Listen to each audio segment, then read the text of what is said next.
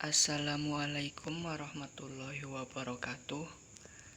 Kami dari kelompok 3 ingin mempresentasikan hasil diskusi kelompok kami yang berjudul Sarana Berpikir Ilmiah dalam Ilmu Pengetahuan. Di dalam kelompok 3 ini beranggotakan 1. Arum Kusumaningrum, NIM 196121109. 2. Rizko Rahmawati 196121110. Dan yang terakhir saya sendiri, M. Sulfi Chairil Anam, NIM 196121111. Pertama, A. Pengantar.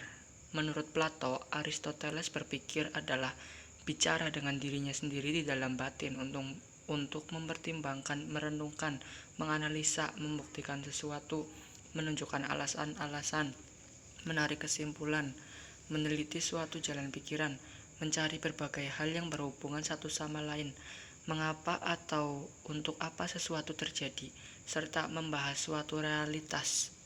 Ilmiah artinya keilmuan, bersifat ilmu, secara ilmu pengetahuan. B. Hakikat sarana berpikir ilmiah. Pengertian berpikir ilmiah. Berpikir ilmiah adalah berpikir yang logis dan empiris. Logis adalah masuk akal dan empiris adalah dibahas secara mendalam, berdasarkan fakta yang dapat dipertanggungjawabkan. Selain itu, menggunakan akal budi untuk mempertimbangkan, memutuskan, dan mengembangkan. Berpikir merupakan sebuah proses yang membuahkan pengetahuan. Berpikir ilmiah adalah kegiatan akal yang menggabungkan induksi dan deduksi. Induksi adalah cara berpikir yang di dalamnya kesimpulan yang bersifat umum, ditarik dari pernyataan-pernyataan atau kasus-kasus yang bersifat khusus. Sedangkan deduksi ialah cara berpikir yang di dalamnya kesimpulan yang bersifat khusus ditarik dari pernyataan-pernyataan yang bersifat umum. Menurut ahli filsafat mengenai sarana berpikir ilmiah. 1. Menurut Salam 1997-139, berpikir ilmiah adalah proses atau aktivitas manusia untuk menemukan, mendapatkan ilmu. Berpikir ilmiah adalah proses berpikir untuk sampai pada suatu kesimpulan yang berupa pengetahuan. 2. Menurut Jujun S. Surya Sumantri, berpikir merupakan kegiatan akal untuk memperoleh pengetahuan yang benar. Berpikir adalah kegiatan akal yang menggabungkan induksi dan deduksi. 3. Menurut Kartono 1996 dalam Khadijah 2006-118. Berpikir ilmiah yaitu berpikir dalam hubungan yang luas dengan pengertian yang lebih kompleks disertai pembuktian-pembuktian. Yang terakhir, menurut Eman Sulaiman, berpikir ilmiah merupakan proses berpikir atau pengembangan pikiran yang tersusun secara sistematis yang berdasarkan pengetahuan ilmiah yang sudah ada. B. Hakikat sarana berpikir ilmiah. Sarana berpikir ilmiah. Sarana berpikir ilmiah merupakan alat yang membantu kegiatan ilmiah dalam berbagai langkah yang harus ditempuh tanpa penguasaan kegiatan berpikir ilmiah yang baik. Mempunyai metode tersendiri yang berbeda dengan metode ilmiah dalam mendapatkan pengetahuannya, sebab fungsi sarana berpikir ilmiah adalah membantu proses metode ilmiah. Hal-hal yang perlu diperhatikan dari sarana berpikir ilmiah adalah: A. Sarana berpikir ilmiah bukanlah ilmu, melainkan kumpulan pengetahuan yang didapatkan berdasarkan metode ilmu. B. Tujuan mempelajari metode ilmu adalah untuk memungkinkan kita melakukan penelaahan ilmiah secara baik. Tujuan mempelajari sarana berpikir ilmiah untuk memungkinkan kita untuk menelaah ilmu secara baik. Sedangkan tujuan mempelajari ilmu dimaksudkan untuk mendapatkan pengetahuan yang memungkinkan kita untuk dapat memecahkan masalah kita sehari-hari. C. Bahasa sebagai sarana ilmiah. Pengertian bahasa. Bahasa sebagai alat komunikasi verbal yang digunakan dalam proses berpikir ilmiah. di mana bahasa merupakan alat berpikir dan alat komunikasi untuk menyampaikan jalan pikiran tersebut kepada orang lain. Bahasa pada hakikatnya mempunyai dua fungsi utama, yakni sebagai sarana komunikasi antar manusia, sebagai sarana budaya yang mempersatukan kelompok manusia yang mempergunakan bahasa tersebut. Menurut Halliday, sebagaimana yang dikutip dalam Taimah, bahwa fungsi bahasa adalah sebagai berikut. Instrumental, yaitu penggunaan bahasa untuk mencapai suatu hal yang bersifat materi seperti makan, minum, dan sebagainya. Fungsi regulatoris, yaitu penggunaan bahasa untuk memerintah dan perbaikan tingkah laku. Fungsi interaksional, yaitu penggunaan bahasa untuk saling mencurahkan perasaan pemikiran antara seseorang dan orang lain. Fungsi personal, yaitu seseorang menggunakan bahasa untuk mencurahkan perasaan dan pikiran. Fungsi heuristik, yaitu penggunaan bahasa untuk mengungkap tabir, fenomena, dan keinginan untuk mempelajarinya. Fungsi imajinatif, yaitu penggunaan bahasa untuk mengungkapkan imajinasi seseorang dan gambaran-gambaran tentang discovery seseorang dan tidak sesuai dengan realita dunia nyata. Fungsi representasional, yaitu penggunaan bahasa untuk menggambarkan pemikiran dan wawasan. Untuk menelaah bahasa ilmiah, perlu dijelaskan tentang penggolongan bahasa.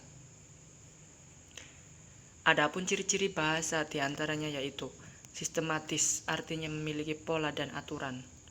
Arbitrer, mana suka, artinya kata sebagai simbol berhubungan secara tidak logis dengan apa yang disimbolkannya. Ucapan atau vokal, bahasa berupa bunyi, sebagai simbol yang mengacu pada objeknya dan lain sebagainya. Ada dua penggolongan bahasa yang umumnya dibedakan, yaitu satu, bahasa alamiah, yaitu bahasa sehari-hari yang digunakan untuk menyatakan sesuatu yang tumbuh atas pengaruh alam sekelilingnya. Bahasa alamiah dibagi menjadi dua, yaitu bahasa isyarat dan bahasa biasa. 2. Bahasa buatan. Bahasa buatan adalah bahasa yang disusun sedemikian rupa berdasarkan pertimbangan-pertimbangan akar pikiran untuk maksud tertentu. Bahasa buatan dibedakan menjadi dua bagian, yaitu bahasa istilah dan bahasa antivisual atau bahasa simbolik. Perbedaan bahasa alamiah dan bahasa buatan adalah sebagai berikut. Bahasa alamiah antara kata dan makna merupakan satu kesatuan utuh atas dasar kebiasaan sehari-hari, karena bahasanya secara spontan, bersifat kebiasaan, intuitif, bisikan hati, dan pernyataan langsung.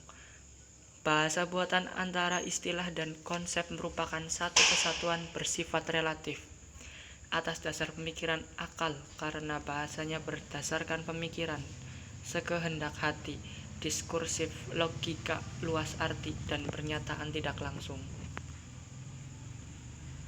Fungsi dan peran bahasa sebagai sarana ilmiah. Bahasa ilmiah berfungsi sebagai alat komunikasi untuk menyampaikan jalan pikiran seluruh proses berpikir ilmiah. Yang dimaksud bahasa di sini ialah bahasa ilmiah yang merupakan sarana komunikasi ilmiah yang ditujukan untuk menyampaikan informasi yang berupa pengetahuan dengan syarat-syarat bebas dari unsur emotif, reproduktif, objektif, eksplisit. Peran bahasa di sini adalah sebagai alat komunikasi untuk menyampaikan jalan pikiran seluruh proses berpikir ilmiah dan sebagai sarana komunikasi antar manusia. Tanpa bahasa tiada komunikasi. Ciri-ciri bahasa ilmiah. Informatif, yang berarti bahwa bahasa ilmiah mengungkapkan informasi atau pengetahuan. Informasi atau pengetahuan ini dinyatakan secara eksplisit dan jelas untuk menghindari kesalahpahaman informasi. Reproduktif adalah bahwa pembicara atau penulis menyampaikan informasi yang sama dengan informasi yang diterima oleh pendengar atau membacanya. Intersubjektif, yaitu ungkapan-ungkapan yang dipakai mengandung makna-makna yang sama bagi para pemakainya.